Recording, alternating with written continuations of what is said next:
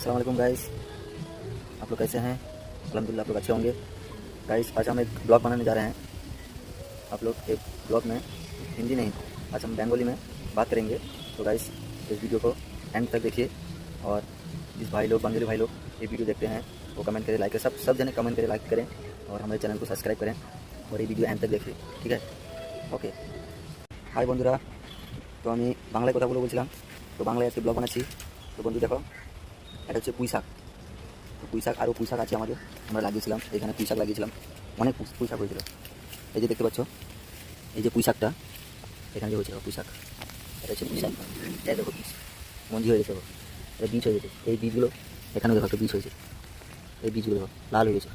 তো এই বীজের থেকে আমি এইটা বের করেছি টপে লাগিয়ে, ঠিক আছে? বীজ থেকে আবার এই চারাগুলো বানিয়েছি, আবার দেখতে পাচ্ছ এই চারাগুলো। তো চারাগুলো আজকে ছোটো ছোটো চারাগুলো এইখানে সব লাগাবো, সব এই জায়গাগুলোতে মাটিতে একটু হালকা সাফ করে এটাতে আমি লাগাবো। তো আমি একটা নিয়েছি, কি ওখানে একটা দেখতে পাচ্ছ আমাদের একটা কত বড় একটা কোদাল আছে, জুম করে দেখাই, এই দেখো লোহার কোদাল। তো আমরা এখানে মাটি অনেক অনেক হয়েছে, অনেক অনেক এদিকেও হয়েছে। এদিকে আমাকে সাবধান, এখানে সাপও থাকে, টালির ভেতরে সাপও থাকতে পারে, সাপ থাকতে পারে না, সাপ আছে, এর ভেতরে সাপ আছে, আমাদের রুমেও সাপ ঢুকেছে। তো এখানে দেখতে পাচ্ছ কত ভালো সুন্দর হয়েছে, এখানে হয়েছে অনেকগুলো হয়েছে।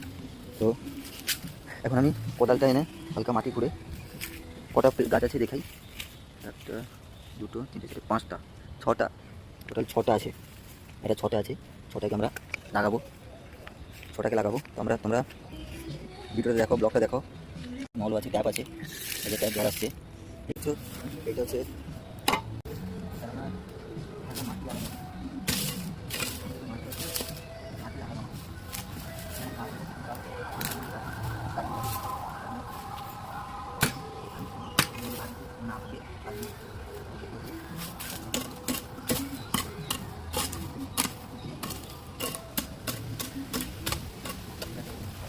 এই যে মাটি, এটা আমাদের কী বলে পাথর মাটি, এসব পাথর মাটি।